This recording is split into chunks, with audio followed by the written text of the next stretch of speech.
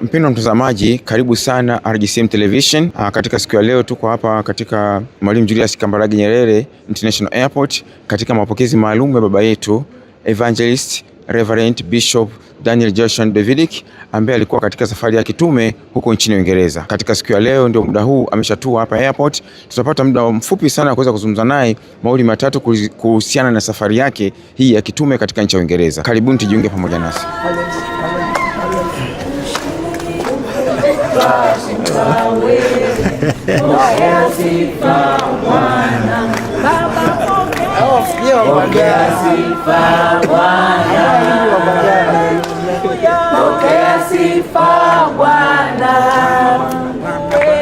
Heshima utukufu twakupa wewe, pokea sifa Bwana.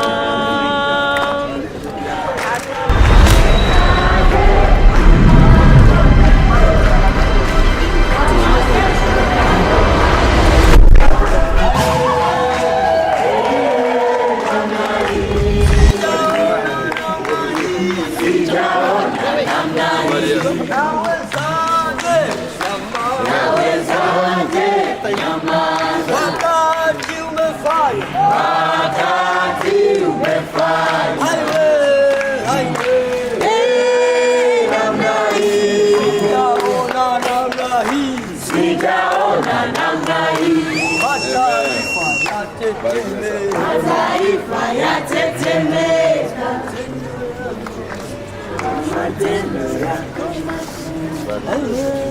Barikiwe sana. Amen. Barikiwe.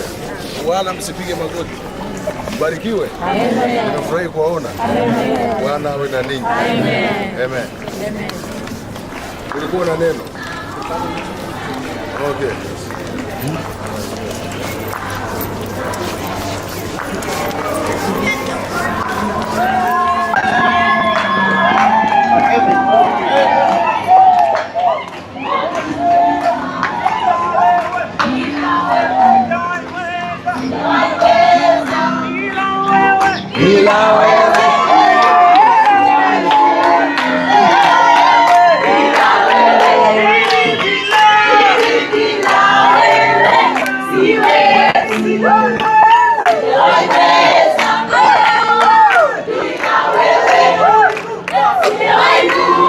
Baba, karibu sana.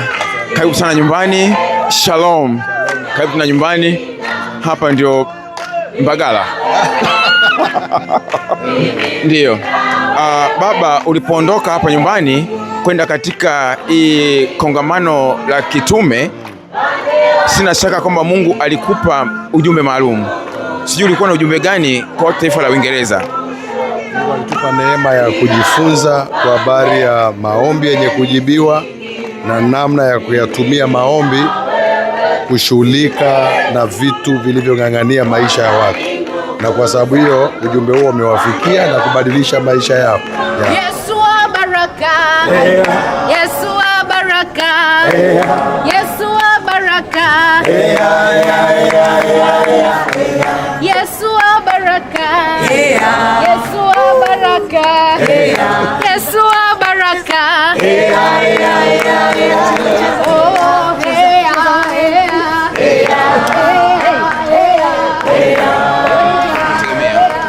njaa ya watu kwa habari ya neno la Mungu na maombi. Tumekuwa na miji mingi kuanzia tulipoanzia, tukaenda Manchester, tukaenda Coventry. Wako watu ambao wamesafiri na sisi miji yote kwa wiki mbili nzima, kwa taifa la kwa maeneo ya Europe. Mtu kusacrifice wiki mbili usiku na mchana kwa ajili ya mafundisho kwa nature ya maisha ya huko sio kitu kidogo. Kwa hiyo hichi ni moja ya kitu ambacho nimekiona ni kikubwa chenye nguvu. Wengi wametenga muda wao, njaa ya neno la Mungu la kujifunza na aina ya uponyaji ambao Mungu ameufanya katika mji huo haukuwa wa kawaida. Najua tunampa Mungu utukufu katika miji ya London, Coventry, hata kule Manchester ambako kulikuwa mara ya mwisho. Tunajiuliza sasa, baada ya UK wapi? Labda Kuanzia hapo kuna milango mingi imefunguka. Tunaenda Kenya kwa upande wa Afrika, tunaenda Kongo, tayari milango imefunguka. Lakini nchi ambazo tunaziendea sasa ni Sweden, tayari wanaandaa mkutano. Nchi ambayo tunaendea pia ni Marekani, tayari wako tayari kwa ajili ya mkutano. Uswizi. Kwa hiyo milango hii imefunguka tayari kwa ajili ya kufikia wengi ambao wamekusudiwa kwa utukufu wa Mungu. Labda kama ulikuwa nafasi ya kuzungumza neno moja tu kwa wana wa RGCM, unaweza kusema nini? Ni kweli huu ni wakati wa udhihirisho wa utukufu kamili wa Mungu na ni wakati wa uzee. Tutategemea mambo makubwa Mungu anaenda kuyafanya ambayo sio ya kawaida kwa ajili ya utukufu wake. Asante sana Bishop, tunashukuru sana. Ni wakati wa uzee sasa. Karibu sana, tuendelee. Amen.